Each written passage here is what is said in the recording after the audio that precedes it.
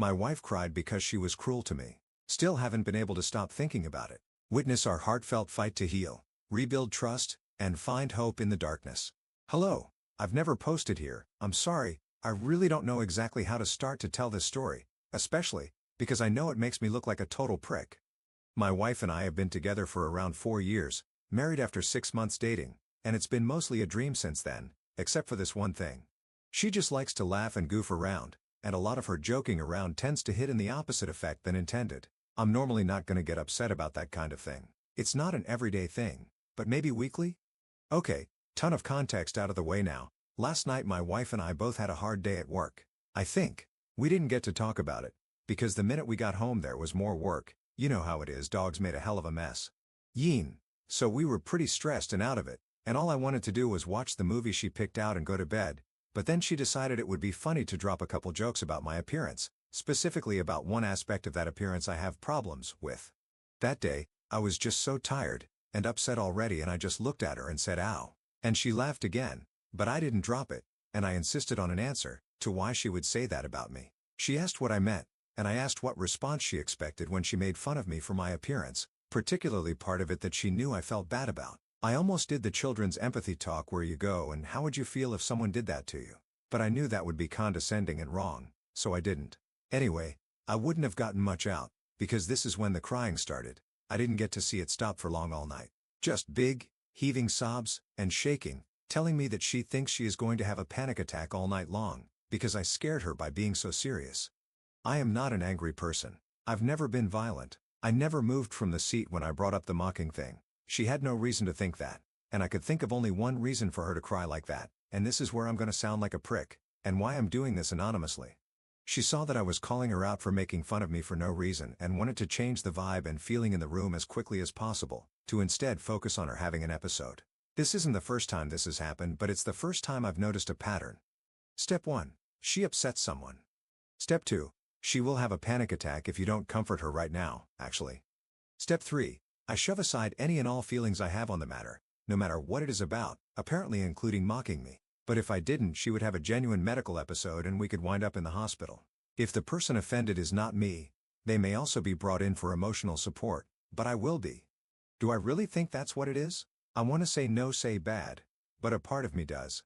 Don't get me wrong, 99.999% of me isn't a prick, but that very small part, it's something I cannot stop thinking about, and I don't know if I want to bury myself alive or go to marriage counseling, because one of us have a problem. Because if she is doing that, what?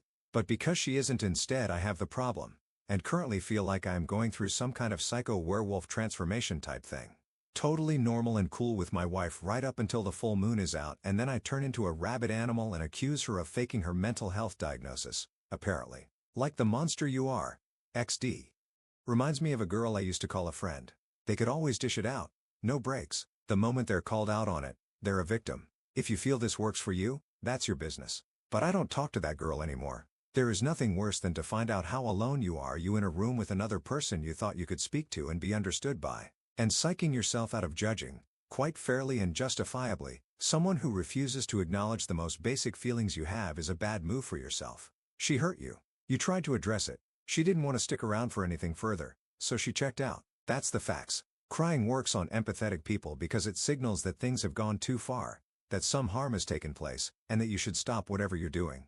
But what you're doing is defending yourself in a civilized way. You're the hurt one, and the only one that should have stopped and needs to stop is her. That's nothing you should be second guessing. Quick_scheme 3120.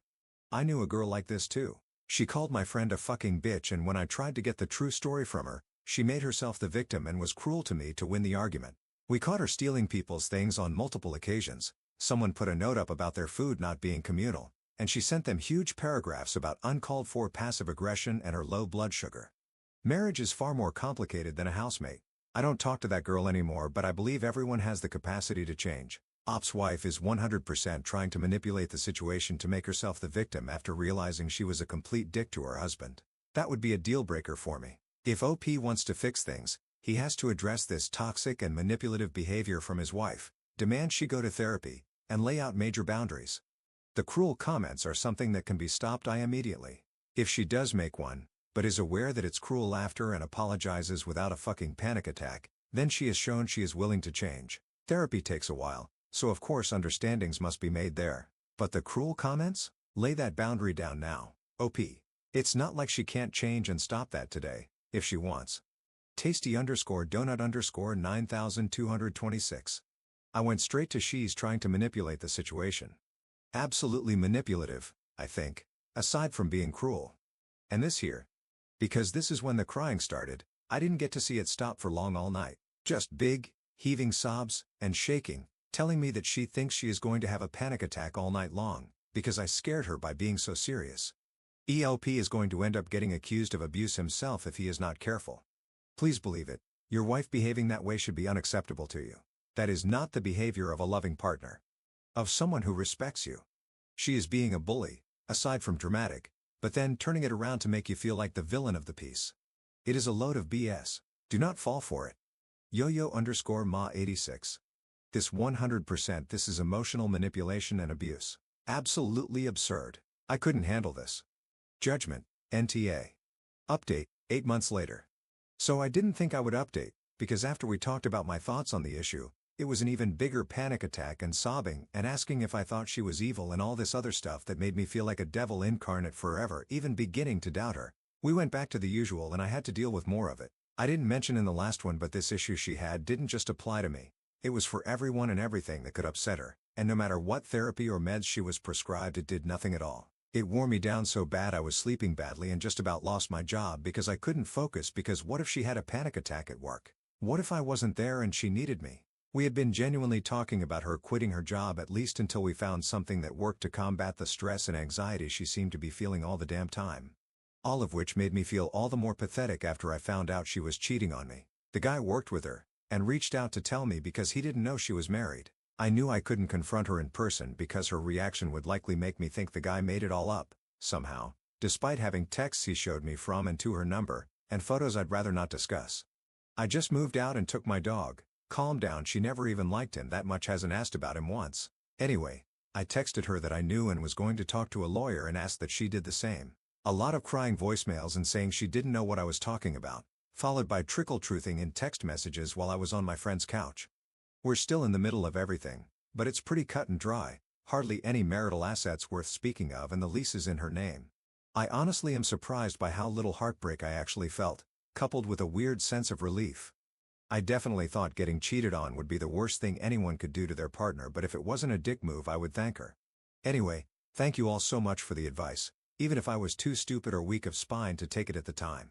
It was helpful for just a little bit to not feel crazy. Comments. No Mechanic 3048.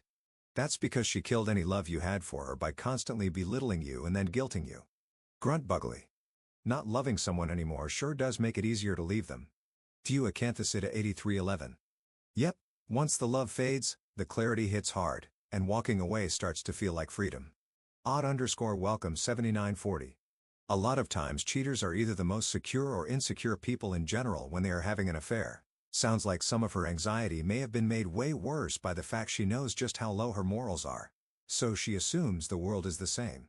I am thrilled to hear you're walking away.